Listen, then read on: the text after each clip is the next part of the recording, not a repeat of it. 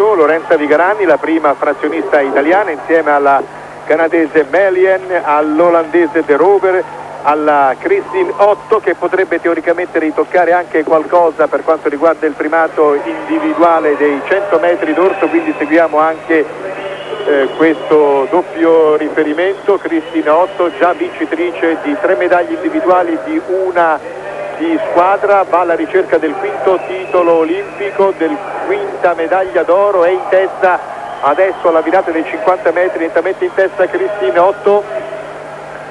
DDR che va all'attacco anche del primato del mondo, non è una virata pessima della Vigarani, che era in seconda posizione della Vigarani, che ha sbagliato la virata, chiaramente ha sbagliato la virata e ora è retrocessa in quinta posizione, ma aveva una ottima posizione a metà della sua frazione. La 8 va a vincere la gara, la sua frazione, lasciando il cambio alla collega, mentre l'Italia è sesta in 1.3.96, la 8 è passata in 1.1 e qualcosa ancora. Adesso vediamo la Hörner per la Germania, l'Italia ha Manuela Dalla Valle, Hickson per il Canada, Moose per l'Olanda, Hörner per la DDR, McFarlane per gli Stati Uniti, Dan per la Germania dell'Ovest, Woolwood per l'Australia e Dan Kalakova, vincitrice ieri della gara individuale, per la Bulgaria. Una delle immagini più commoventi ieri, quella della premiazione di Tania Dan Kalakova.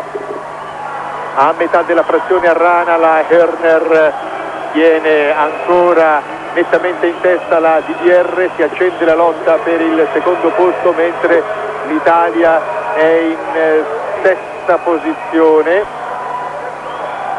seconda gli Stati Uniti, terza la formazione canadese con la Hickson, metà gara con la DDR in testa.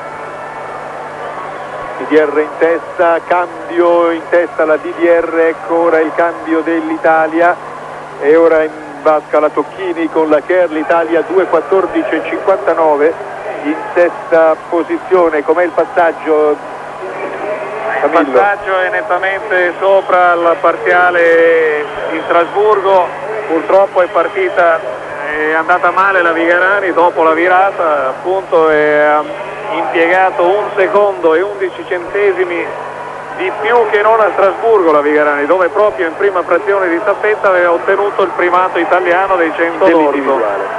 Si conclude la frazione a farfalla con la DDR guidata ora dalla Birte Weigang, che è in testa. Ovviamente la 8 avrebbe potuto fare indipendentemente il dorso, la farfalla e lo stile libero.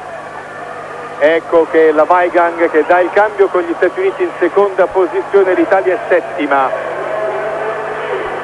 L'Italia è settima, in terza il Canada in 3.16.52 per l'Italia. E ora in vasca Silvia Persi, sono in vasca la Persi, la Nugent, la Brinesse, la Meissner, Catherine Meissner per la DDR, eccola inquadrata, la virata degli ultimi 50 metri, Waite per gli Stati Uniti, Eisfort per la Germania, Van Wirdum per l'Australia e Kristova per la Bulgaria.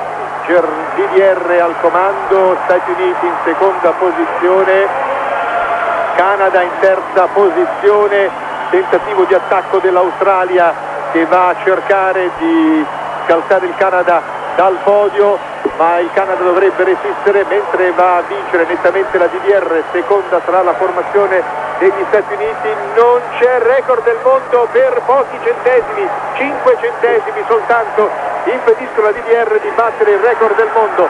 Seconda gli Stati Uniti con 4.790, ultima è l'Italia con 4.13.80.